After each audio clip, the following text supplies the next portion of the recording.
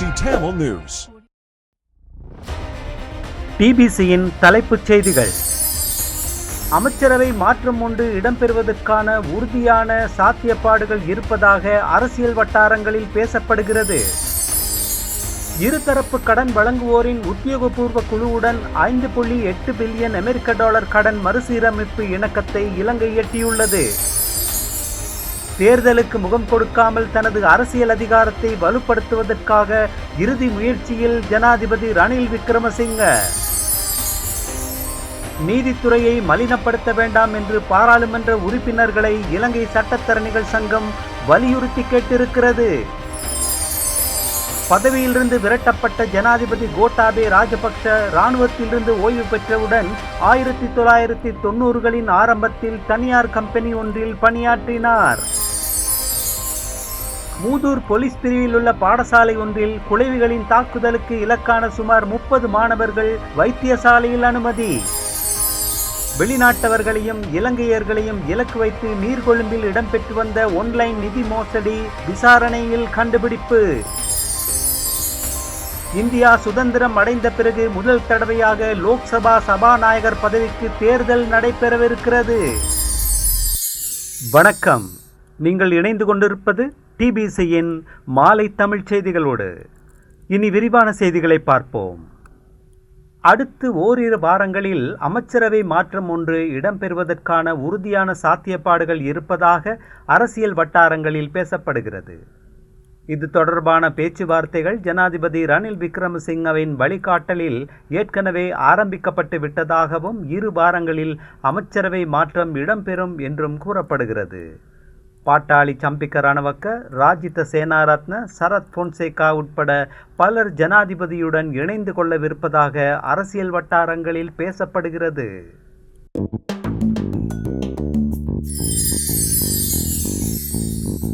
இருதரப்பு கடன் வழங்குவோரின் உத்தியோகபூர்வ குழுவுடன் 5.8 பில்லியன் அமெரிக்க டாலர் கடன் மறுசீரமைப்பு இணக்கத்தை இலங்கை எட்டியுள்ளது.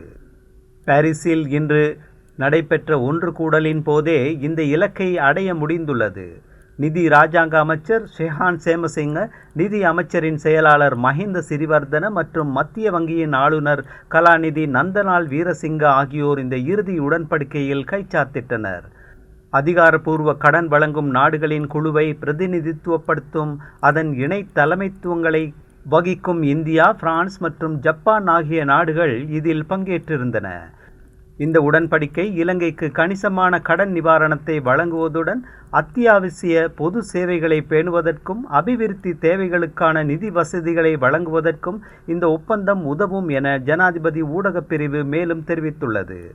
அத்துடன் இலங்கை மற்றும் சீன ஏற்றுமதி இறக்குமதி வங்கியுடன் இருதரப்பு கடன் மறுசீரமைப்பு தொடர்பான உடன்படிக்கைகள் இன்று கைச்சாத்திடப்பட உள்ளதாக நிதி ராஜாங்க அமைச்சர் ஷெஹான் சேமசிங்க தனது எக்ஸ் கணக்கில் குறிப்பொன்றையிட்டு தெரிவித்துள்ளார்.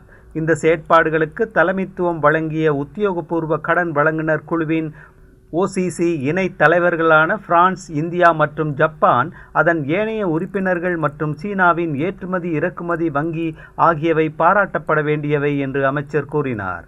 இலங்கையின் வெளிநாட்டு கடன் நெருக்கடிக்கு தீர்வு காண்பதற்காக OCC செயலகம் அர்ப்பணிப்புடன் செயற்பட்டமைக்கு நன்றி தெரிவிப்பதாகவும் அவர் கூறினார்.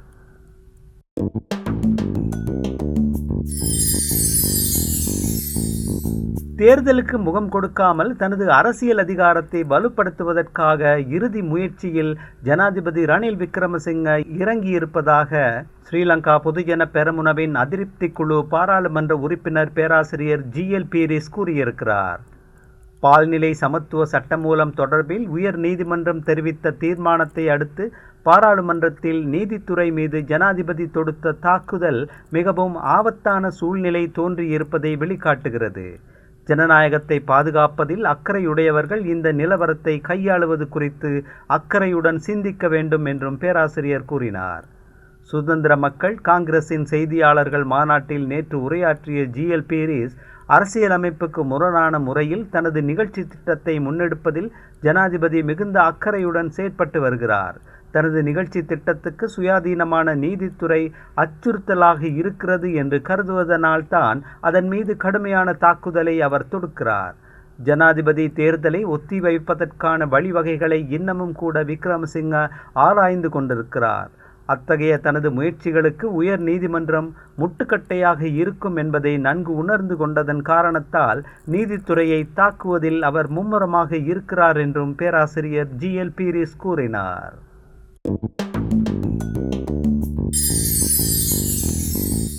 நீதித்துறையை மலினப்படுத்த வேண்டாம் என்று பாராளுமன்ற உறுப்பினர்களை இலங்கை சட்டத்தரணிகள் சங்கம் வலியுறுத்தி கேட்டிருக்கிறது.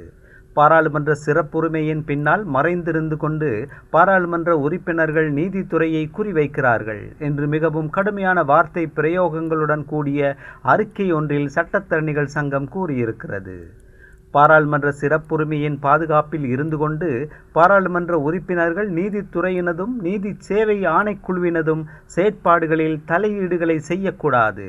அவ்வாறு செய்வது நீதித்துறையின் மீதான மக்களின் நம்பிக்கைக்கு பாதிப்பை ஏற்படுத்தும் என்றும் சட்டத்தரணிகள் சங்கம் அறிக்கையில் சுட்டிக்காட்டியிருக்கிறது.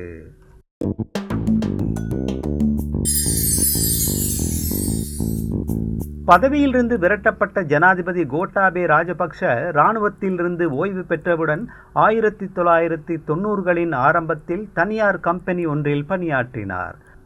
அந்த கம்பெனி அரச வங்கி ஒன்றிடமிருந்து 150 கோடி அமெரிக்க டாலர்கள் நிறையை கையாடியது.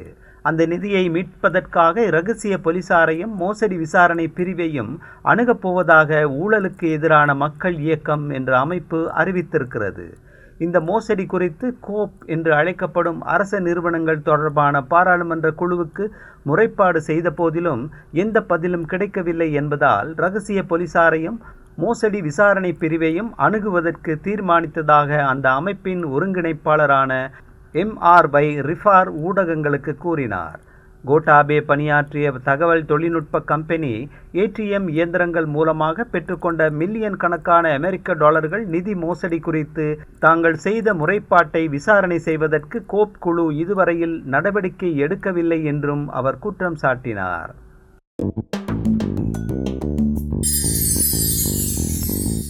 மூதூர் போலீஸ் பிரிவில் உள்ள பாடசாலை ஒன்றில் குளவிகளின் தாக்குதலுக்கு இலக்கான சுமார் 30 மாணவர்களும் ஒரு ஆசிரியரும் வைத்தியசாலையில் அனுமதிக்கப்பட்டுள்ளனர்.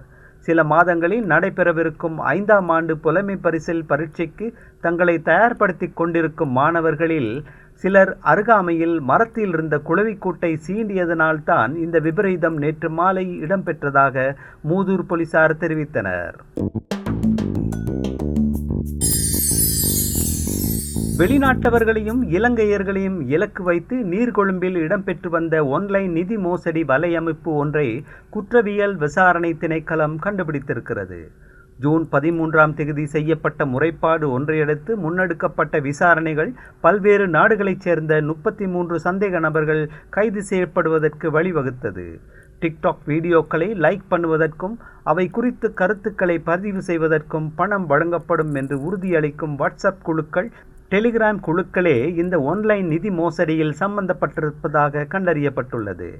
இந்த நிதி மோசடி வலையமைப்பின் செயற்பாடுகள் துபாய், ஆப்கானிஸ்தான் ஆகிய நாடுகளில் உள்ள குழுக்களையும் இணைத்தவையாக இருப்பதாக கூறப்படுகிறது. சந்தேக நபர்களிடமிருந்து பெருமளவு இலத்திரனியல் உபகரணங்கள் கைப்பற்றப்பட்டதாக குற்றவியல் விசாரணை திணைக்கள அதிகாரிகள் கூறினர்.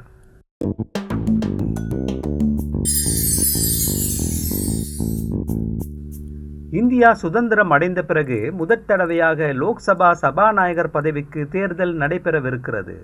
அண்மையில் நடைபெற்ற பொது தேர்தலில் தெரிவு செய்யப்பட்டது சுதந்திர இந்தியாவின் 18வது லோக்சபாவாகும். இதுவரையில் அதன் சபாநாயகர் தெரிவு கருத்தொருமிப்பின் அடிப்படையிலேயே இடம்பெற்றது.